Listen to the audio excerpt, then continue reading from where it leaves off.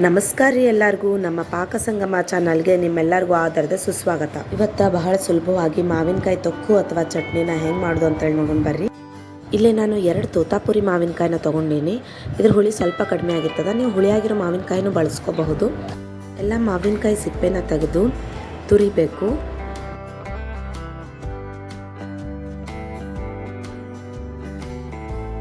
ಮಾವಿನಕಾಯಿ ಏನಾದರೂ ಬಹಳ ಹುಳಿ ಅನಿಸಿದ್ರೆ ಅದನ್ನು ಕೈಯಿಂದ ಹಿಂಡಿ ಈ ರೀತಿ ರಸ ತಕ್ಕೋಬಹುದು.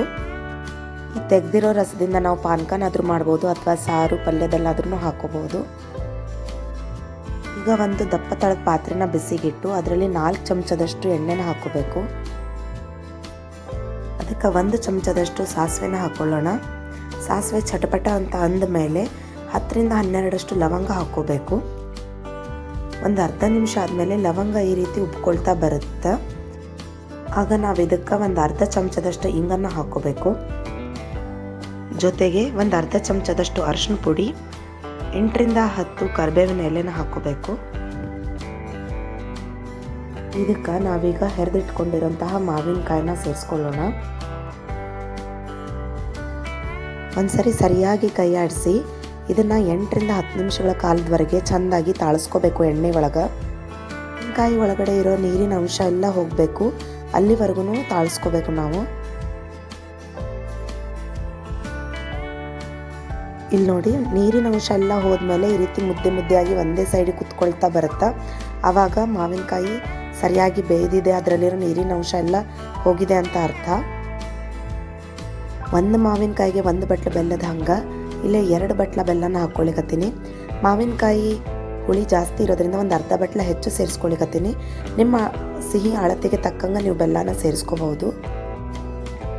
ಆದಷ್ಟು ಬೆಲ್ಲನ ಹೆರಿದು ಅಥವಾ ಸಣ್ಣದಾಗಿ ಕುಟ್ಟಿ ಪುಡಿ ಮಾಡಿ ಸೇರಿಸ್ಕೊರಿ, ಬೇಗ ಕರಗ್ತದ. ಈ ಚಟ್ನಿನ ನಾವು ದೋಸೆ, ಇಡ್ಲಿ, ಚಪಾತಿ, ಅನ್ನ, ಅವಲಕ್ಕಿಗೆ ಹಾಕೊಂಡು ತಿನ್ಬಹುದು. ಬಹಳ ರುಚಿಯಾಗಿರ್ತದೆ. 1 ವರ್ಷ ಇಟ್ಟರೂ ಕೆಡಂಗಿಲ್ಲ. ಒಂದು 5 ನಿಮಿಷದಲ್ಲಿ ಇದರೆಲ್ಲ ಹಾಕಿರೋ ಬೆಲ್ಲ ಎಲ್ಲ ಕರಗಿ ಹೋಗ್ತದೆ.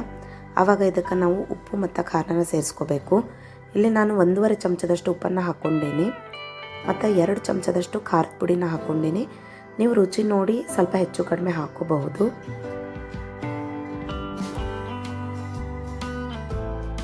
ಎಲ್ಲನೂ ಹಾಕಿ ಇನ್ನೊಂದು ಸರಿ ಚೆಂದಾಗಿ ಕೈಯಾಡಿಸಿ 1-2 ರಿಂದ 3 ನಿಮಿಷಗಳ ಕಾಲದವರೆಗೆ ಕುದಿಸ್ಬೇಕು. ಬಹಳ ಕುದಿಸ್ಬಾರ್ದು. ಚಟ್ನಿ ಅದು ಬೆಲ್ಲ ಪಾಕದ ಥರ ಆಗಿ ಅಂಟಂಟಾಗ್ಬಿಡುತ್ತೆ. ಸೈಡಲ್ಲಿ ಒಂದು ಸ್ವಲ್ಪ ಚಟ್ನಿ ಅಥವಾ ತೊಕ್ಕು ಎಣ್ಣೆ ಅಂಶನ ಬಿಡ್ತಾ ಬರ್ತದೆ. ಇಷ್ಟ ಆದರೆ ಸಾಕು. ಲಾಸ್ಟ್ಗೆ ಇದಕ್ಕೆ ನಾವು ಮೆಂತೆ ಕಾಳನ್ನು ಹುರಿದು ಪುಡಿ ಮಾಡಿ ಇಟ್ಕೊಂಡಿರೋಂತಹ ಪೌಡರ್ನ ಅರ್ಧ ಚಮಚದಷ್ಟು ಸೇರಿಸ್ಕೊಂಡು ಇನ್ನೊಂದು ಸರಿ ಸರಿಯಾಗಿ ಕೈಯಾಡಿಸಿ ಬರೀ 1 ಕುದಿ ಬಂದರೆ ಸಾಕು. ಗ್ಯಾಸ್ನ ಬಂದ್ ಮಾಡ್ಕೋಬೇಕು. ಇದನ್ನು ಒಂದು ಅರ್ಧ ಗಂಟೆವರೆಗೂ ಆರಲಿಕ್ಕೆ ಬಿಡೋಣ. ಆವಾಗ ಈ ಚಟ್ನಿ ಗಟ್ಟಿ ಆಗುತ್ತೆ. ನೋಡ್ರಿ, ಇಲ್ಲೇ ಅರ್ಧ ಗಂಟೆ ಆದಮೇಲೆ ಚಟ್ನಿ ಈ ರೀತಿ ಆಗಿದೆ. ಈಗ ಚಟ್ನಿ ಸರ್ವ್ ಮಾಡಲಿಕ್ಕೆ ರೆಡಿ ಆಗಿದೆ. ಹುಳಿ ಹುಳಿ ಖಾರ ಖಾರ ಸಿಹಿಯಾಗಿ ಬಹಳ ರುಚಿಯಾಗಿರ್ತದೆ. ಒಂದ್ಸತಿ ಖಂಡಿತವಾಗ್ಲೂ ಟ್ರೈ ಮಾಡಿ ನೋಡ್ರಿ, ನಿಮ್ಗೆ ಇಷ್ಟ ಆಗ್ತದೆ ಅನ್ಕೋತೀನಿ. ಈ ಚಟ್ನಿನ ನಾವು ಭರಣಿಯಲ್ಲಿ ಅಥವಾ ಒಂದು ಕಾಜಿನ ಡಬ್ಬಿಯಲ್ಲಿ ಅಥವಾ ಏರ್ಟೈಟ್ ಡಬ್ಬಿಯಲ್ಲಿ 1 ವರ್ಷದವರೆಗೂ ಆರಾಮಾಗಿ ಸ್ಟೋರ್ ಮಾಡಿ ಇಟ್ಕೋಬಹುದು. ನಾ ಮಾಡೋ ರೆಸಿಪಿಗಳೇನ್ರಿ ನಿಮ್ಗೆ ಇಷ್ಟ ಆದರೆ ನಮ್ಮ ಚಾನಲ್ನ ಸಬ್ಸ್ಕ್ರೈಬ್ ಮಾಡಿರಿ. ಮತ್ತು ಮುಂದಿನ ರೆಸಿಪಿಯೊಂದಿಗೆ ಲಘುನ ಸಿಗೋಣ ಅಂತ. ಧನ್ಯವಾದಗಳು. ಸರ್ವೇ ಜನ ಸುಖಿನೋ ಭವಂತು.